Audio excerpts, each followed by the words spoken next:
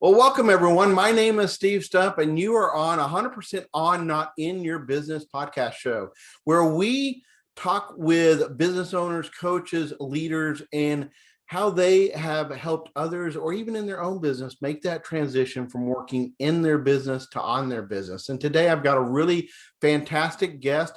His name is Jason Johnson, and Jason is the host of Own Your Space. And with 14 years of leadership, he is able to help teams and individuals own that space and make that transition personally. So, Jason, welcome today. Thank you for being with me.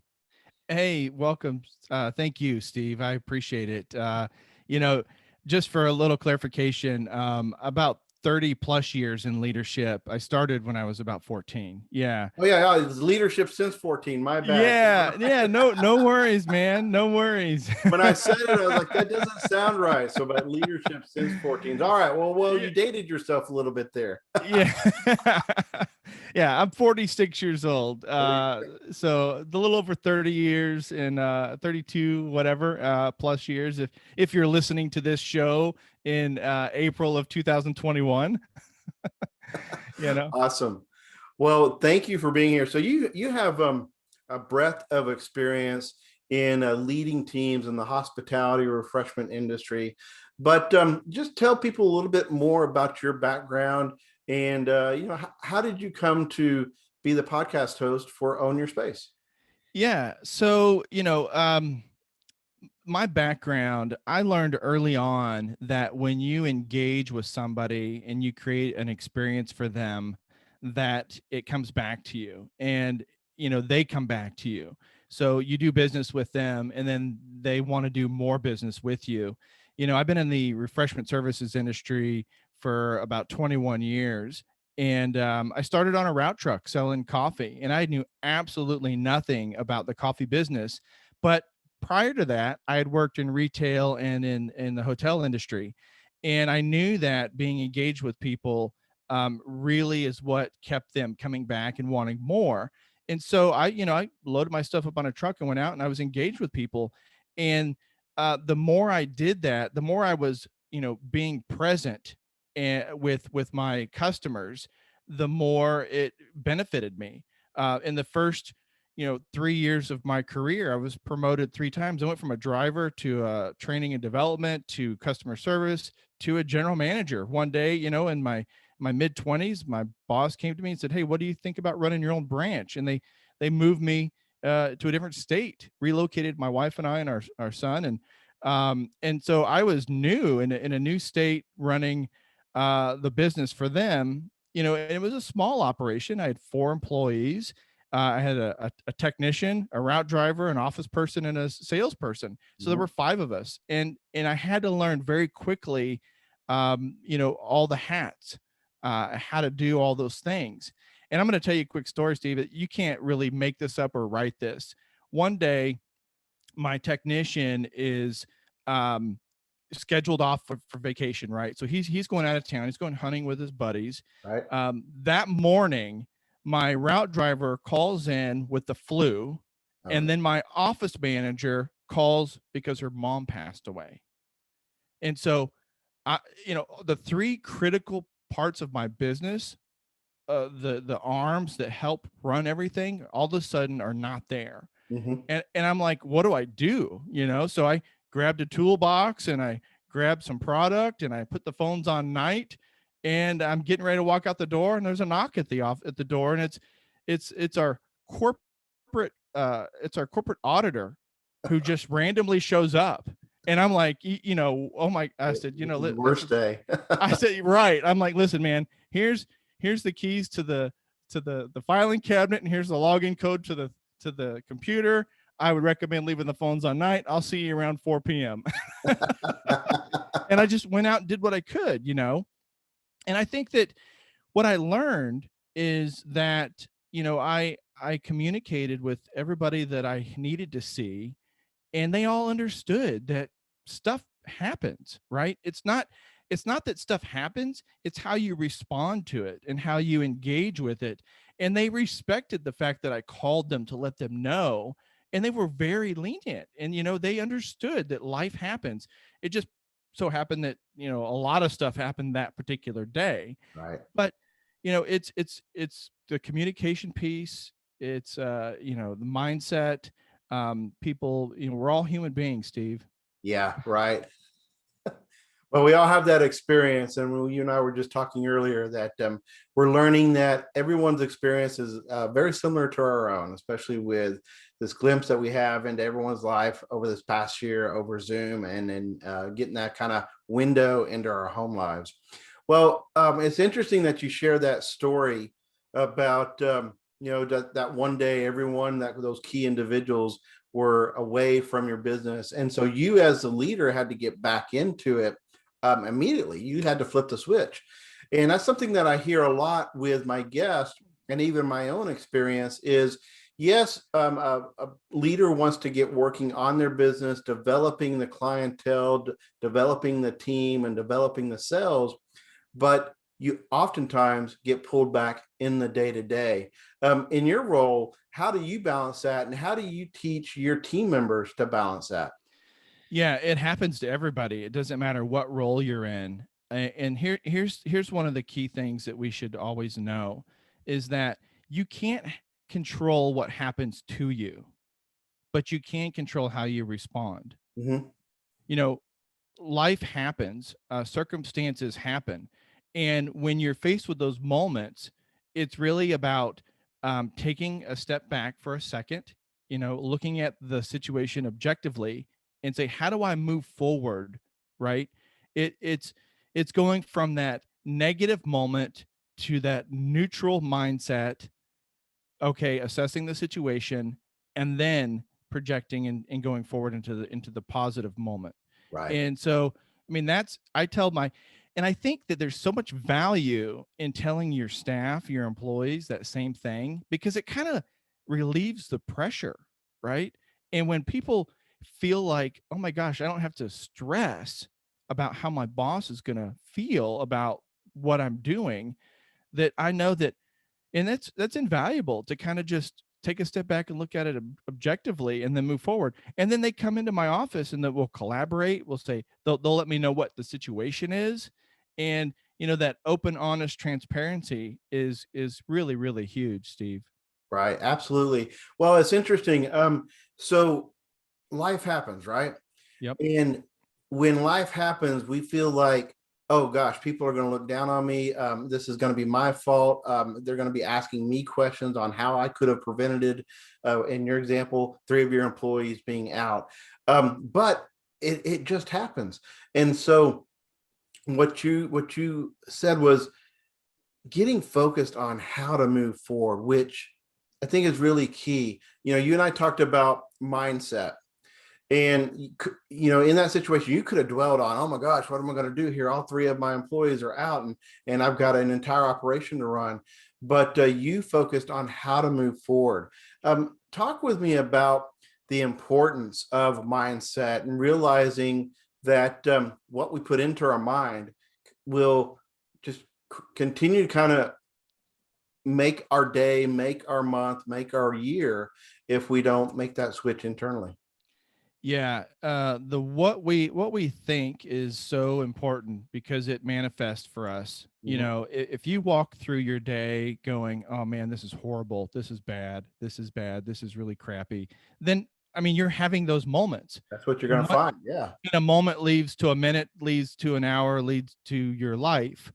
and and so when you start to think about the things that are positive in your life, or the things that you want to manifest for you, then you put those things in your mind. And I'll tell you, some people are like, well, where do I start? How do I even fathom to do this sort of thing? And one of the things that worked for me really well, Steve, is starting a routine, because consistency is really, really important.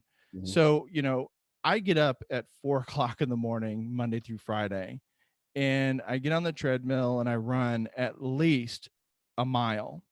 And then when I'm done, I, I sit, I relax, and I actually focus on my breathing and what I want for my day. Some people call it meditation. And so that's what I do. And then I, grab a shower, grab my coffee, and I'm off to the office. And when you do that consistently, then it does a couple of things. It trains you to get into a rhythm, uh, focusing on your breathing. Running is a rhythm, right? You've got your breathing, you're in a stride, you're in the zone, and meditating, it calms you down, and it creates an openness. And so, what do you want for your day?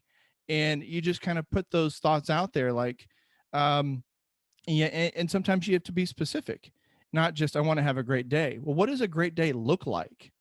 And so, is it that I'm going to complete some tasks today?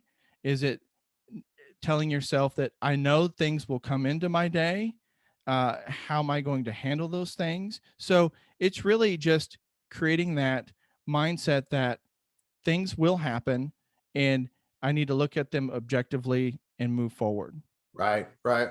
And the example I always share with people, and I've heard from others, is you ever been shopping for that car, that new car, and or you bought that new car, and then you start to see that new car everywhere in the street. Well, it's because it's on the top of your mind, and there's something that you said about how you reacted to that day. You said how, which is key. How do I move forward?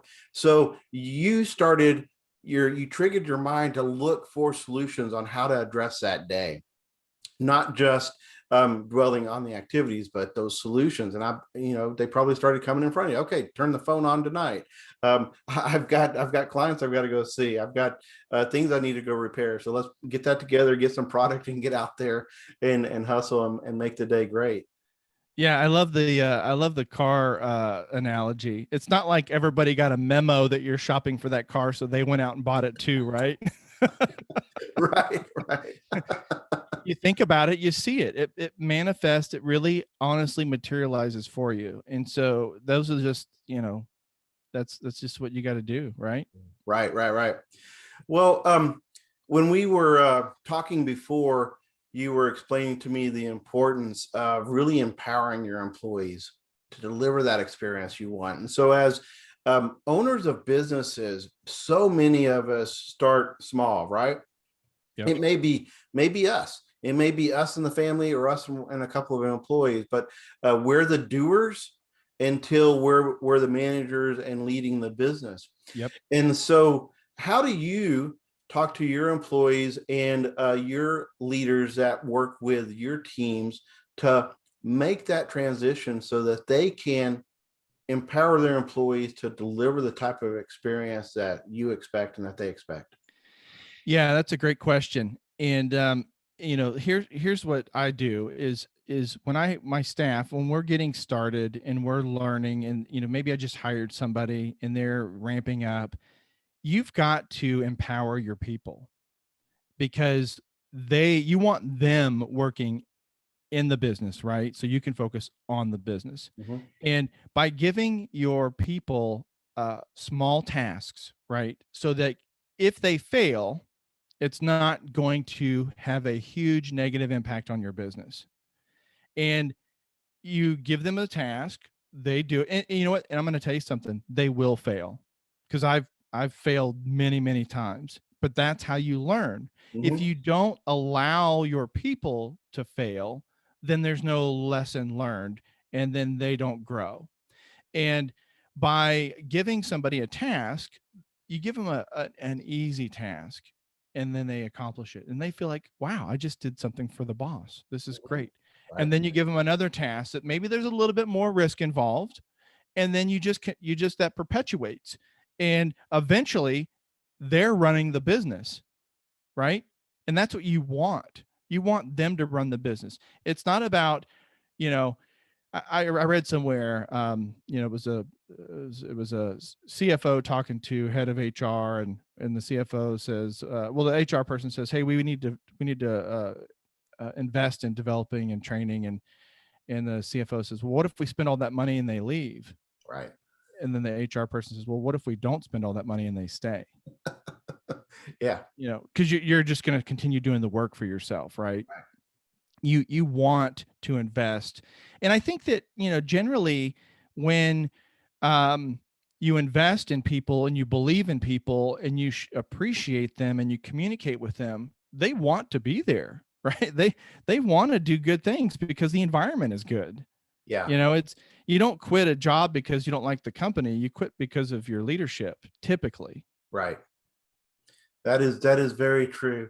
Um, as you were telling me, or as you were talking, I was reminded of a story, a CEO related to his entire company. I was very fortunate in my career to work with Intuit. Intuit's known for developing leaders, and Brad Smith is a phenomenal leader. He's since moved on, but his background is interesting. He wasn't always in software. He was actually in soda pop. He worked with Pepsi, and his mindset was exactly what you said. I want you to go out there, go forth and learn, and you're going to fail. And his story was with Pepsi. He made a multi-million-dollar mistake, and he was going into his boss's office after that mistake, and he was expecting to be fired. And the boss at the time asked him, said, yes, you made a big mistake. This is going to impact our bottom line, and we're a publicly traded company. And it's probably going to impact the stock as well. What did you learn? And that for Brad was key, because from that point on, he realized, if I can be in an environment where I'm free to fail but learn and adjust, then that is the environment that can grow myself and my employees that he works with going forward. One of my guests, last week's guest, he said, fail, you know what it stands for? First attempt in learning. I was like, that's awesome. That's exactly what it stands for. That's awesome. That's awesome. Now let's recognize one of my favorite sponsors, Calendar Bridge. Calendar Bridge makes it so easy to book appointments with your customers, your clients, really anybody you want to meet with, without the back and forth hassle of finding out what their availability is and whether or not it matches yours. With Calendar Bridge, you simply send whomever you want to meet with a link, and they can find time that fits their busy schedule and have direct access to what's available on your calendar. When they click through the experience, they'll book an appointment on your calendar, and then they'll be notified of all the details related to your appointment. You can get your first month free when you use code DJKKT. That's a capital T. Just go to www.insuremesteve.us/calendar bridge and use code DJKKT with a capital T. Now let's get back to the show.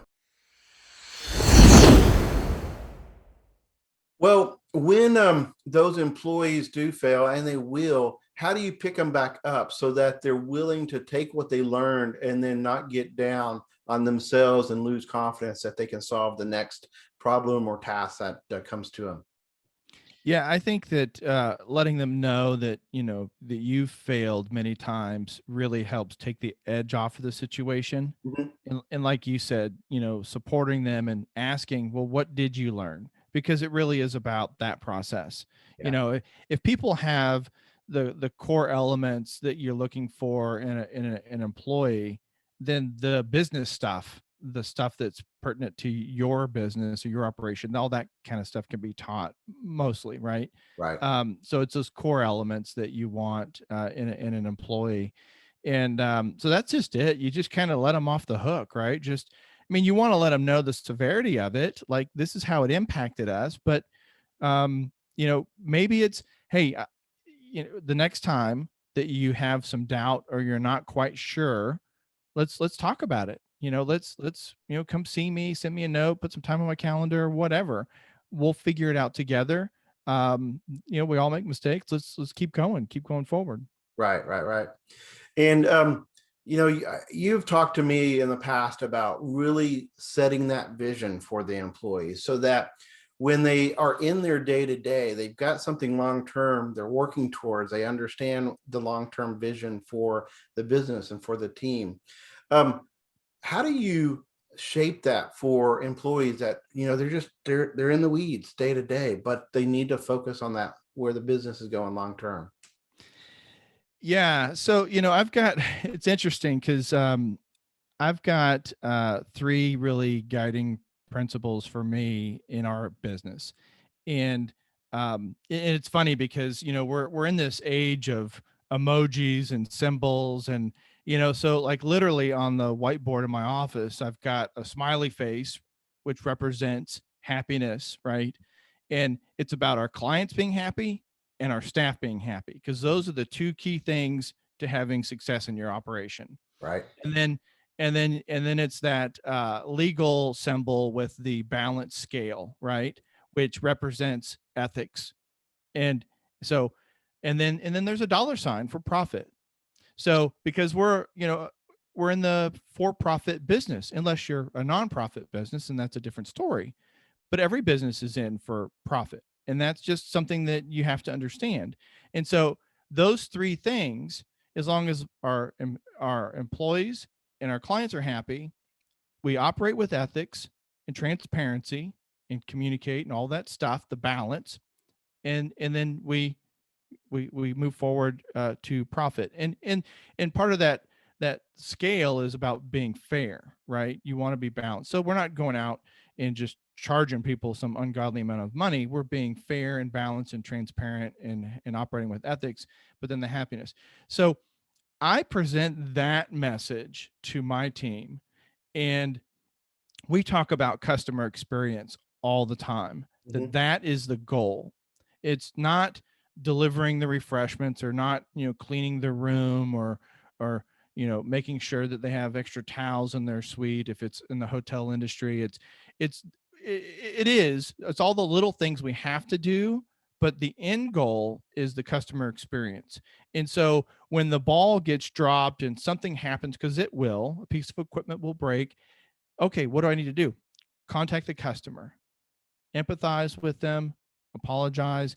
But the most important thing is not so much to focus on the wrongness, what happened, because you can't change what happened, but don't tell people what you can't do, tell them what you can do. And Right. so and so having that mindset, and focusing on what can we do, then that keeps things going forward.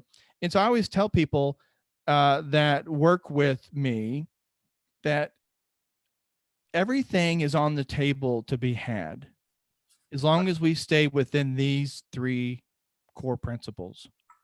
Don't give away the farm, because it doesn't equate to having some sort of profit, because you have to have profit to reinvest in the company, right? Sure. Right. you know Whether it's more training or more product or more things to work more efficiently. I mean, so you have to have that. And then the happy client, the happy employee, the happy customer, you have to have that. And then operate with ethics, right? So outside of that, I really encourage my team to think outside the box. And I know that phrase is kind of overused, but honestly, if you can, how do we accomplish those three things? Like, I don't like to tell customers no. I just let's if we're able to do something, then let's do it, even though it's outside of our business model. But at the end of the day, they're going to pay for it, right? We If they're asking for something, it's not free.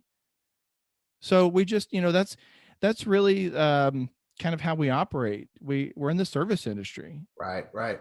Well, there's a lot in what you said, but um, what I took as like the key parts, you're giving your employees a framework, a really simple framework.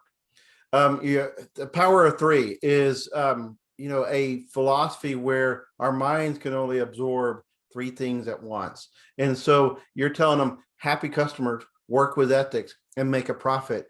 And then you're giving them the room to be able to make decisions in their day to day.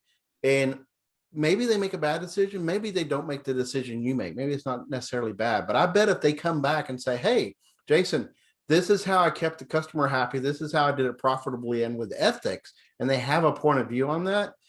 You can't really say it was a bad decision, right? It was just the decision. Absolutely. Yeah. That Yeah. is And you're right. You're right. As a leader or an owner or somebody who takes ownership in their leading, their team, your no, your thoughts are yours, and people are not going to always think like you and make the same decisions you are. But those three guiding principles, if we follow that, then absolutely, right. you've just expanded my mind. Right. Well, I guess you call it a fan or just an admirer of our elite military teams, the Navy SEALs of being one. And what they always do is they set the mission guidelines, and then the leaders who aren't in the field, they understand that they have to make decisions that are in the field, and not being in that situation, they won't make the decisions that the leaders will who aren't out there. But here's the key: every mission, it's not just the Navy SEALs, but every mission has a debrief. And they want to learn as a collective team on how they what went well, what went poorly, how they can grow and adjust as a team. And with your framework as well, you give them an opportunity to come back with you or with the entire team and say, this is how I handled this situation. And this is how I grew. And this is how I could change going forward. And I'm sure you and the rest of the team probably provide input into that. Yeah, absolutely. I mean, every moment is either a lesson or an opportunity to make shifts Mm-hmm. or harness. Like, so if it's successful, let's harness that and take that and keep going with it. If it's not quote unquote successful, what did we learn? The debrief is so important, Steve. Right, right. Absolutely. Well, Jason, this has been fantastic. I'm so happy that you and I got connected through a mutual friend of ours. He suggested we talk. We did. And I think you and I we just have a lot of experiences similar and kind of a similar view in life. But this has been amazing that you've been able to join me here today. If people want to learn more about your show or more about you, how would they get in contact with you and listen to your show? Yeah, so Own Your Space is on all the major platforms, Apple, Spotify, just about wherever you tune in. If you want to reach out to me, Jason at own-yourspace.com. That's my email.